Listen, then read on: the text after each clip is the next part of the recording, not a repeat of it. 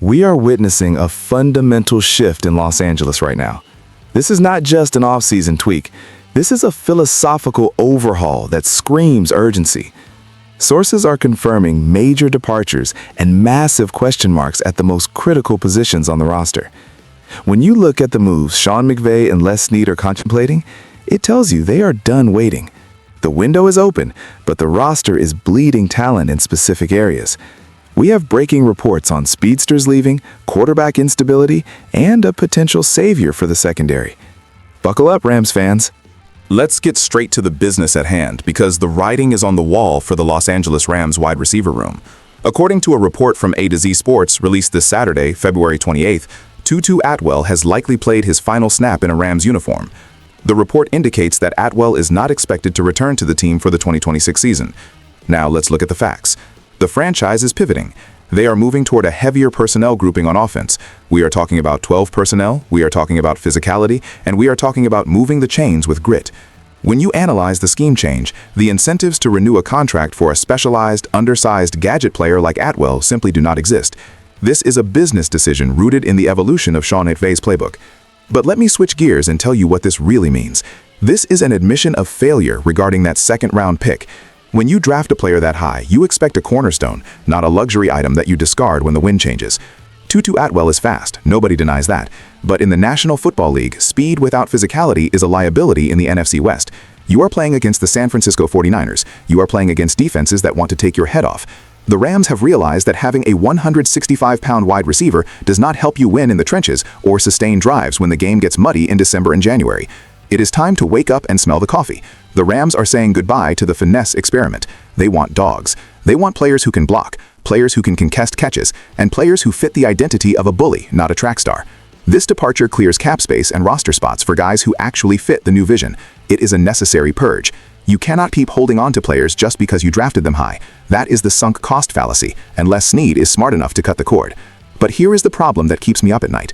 If you are stripping away the depth at receiver and changing the offensive identity, you better be absolutely certain about who is distributing the football. You are removing weapons, which puts even more pressure on the quarterback room. And that brings me to a terrifying realization about the depth chart behind Matthew Stafford. Because if the weapons are changing, the insurance policy better be premium. If you want to keep getting exclusive insights like this and stay ahead of every roster move the Rams make, you need to subscribe right now. Do not miss a single update as we break down this offseason. If you thought the receiver situation was volatile, look at the most important position in sports.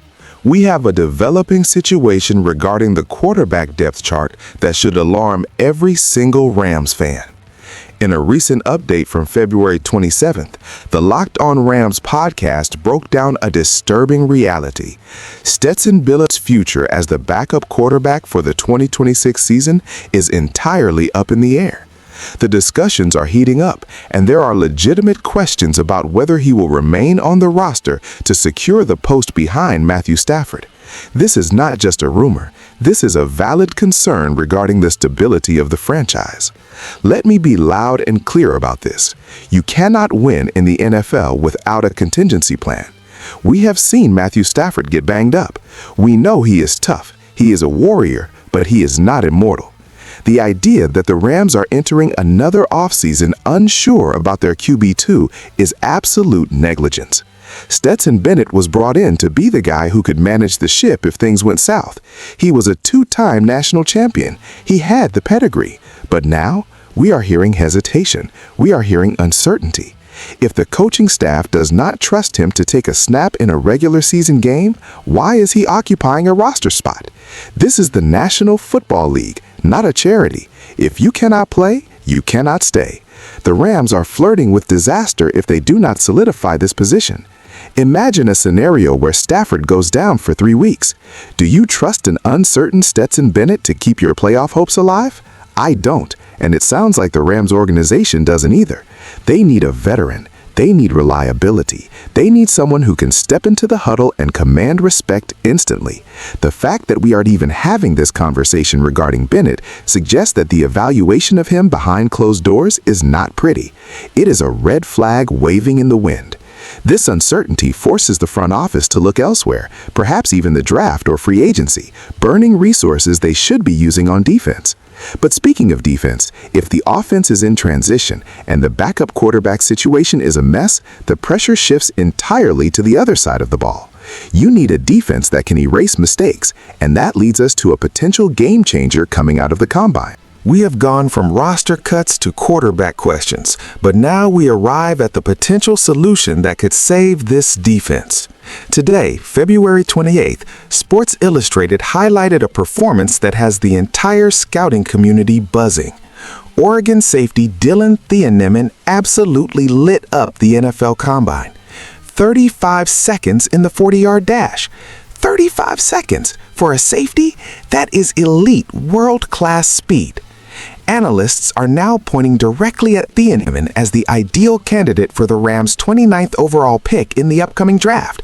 This is the news we needed to hear. The Rams' secondary has been vulnerable. We have seen them get torched over the top far too often. You need a center fielder who can cover ground, and Thieneman is not just fast, he is a missile. When you look at the domino effect of the previous stories, this pick becomes mandatory. We just talked about losing speed on offense with Atwell leaving. We talked about the instability at backup quarterback. When your offense is retooling, your defense must be dominant. You cannot afford to give up cheap touchdowns.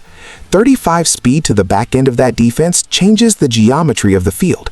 It allows the Rams to play more aggressively up front because they know they have a guardian angel in the secondary who can fly from sideline to sideline. This kid from Oregon is not just a workout warrior. His tape matches the testing numbers. He has instincts, he has ball skills, and now we know he has the raw athleticism to run with anyone in the league. Les Snead loves to make a splash. He loves athletes who pop off the screen. This is a match made in heaven. If the Rams land Thieneman at pick 29, it instantly upgrades the entire unit. It sends a message that the soft coverage days are over. You want to compete in the NFC West against those dynamic offenses? You need speed. You need a playmaker. Thieneman is that guy. But drafting him is only one piece of the puzzle. The question remains, is a rookie safety enough to balance out the losses on offense? This brings us to the ultimate decision facing this franchise. This is a defining moment for the Los Angeles Rams. They are shedding weight on offense, facing a crisis at backup quarterback, and looking to inject elite speed into the defense. It is a high wire act. Les Snead and Sean McVay are gambling that a tougher, more physical offense and a faster defense can carry them back to the Super Bowl. But I have to ask you, the fans, what is the bigger priority right now? Is it securing a safety like Thieneman to fix the defense, or do they need to panic buy a veteran backup quarterback to protect the season? Let me know in the comments. We are in this together. Rams House.